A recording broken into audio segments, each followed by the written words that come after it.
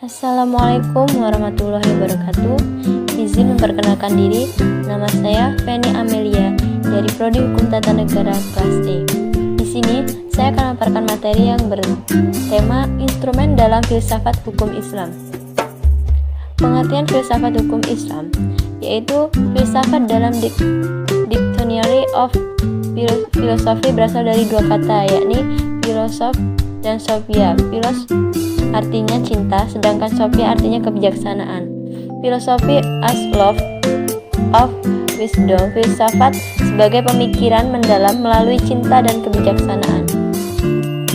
Filsafat hukum adalah pengetahuan tentang pemikiran mendalam, sistematis, logis, dan radikal tentang berbagai aturan yang berlaku dalam kehidupan manusia, baik aturan bermasyarakat maupun aturan bernegara.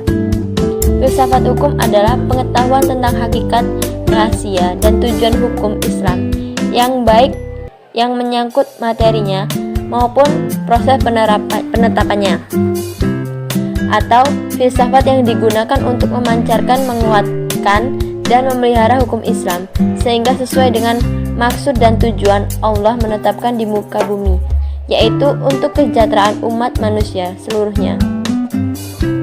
Dengan filsafat ini, hukum Islam akan benar-benar cocok sepanjang masa.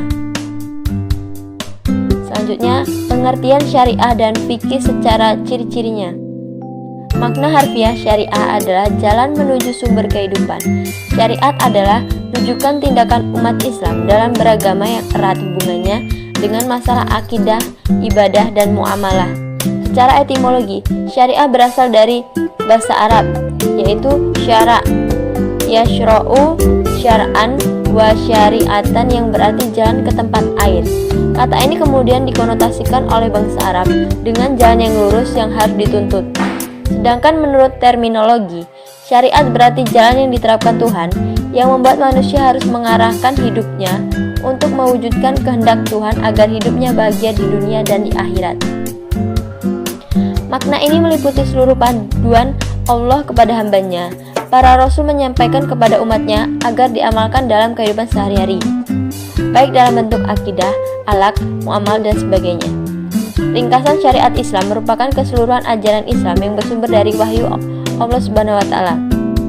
Ciri-ciri syariat berpusat pada asas-asas, yaitu yang pertama, ketuhanan atau Rabbaniyah, yang kedua, universal atau alamiah, yang ketiga, menyeluruh atau syumul, yang keempat, asli dan abadi, yang kelima, mudah serta menghilangkan kesusahan, yang keenam, memelihara maslahat manusia, yang ketujuh, keseimbangan atau tawazun, yang terakhir, hubungan erat atau talazum antara akidah dan kehidupan.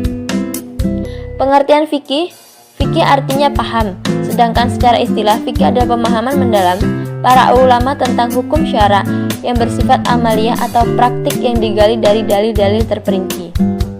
Fikih diartikan sebagai ilmu yang mengkaji syariat.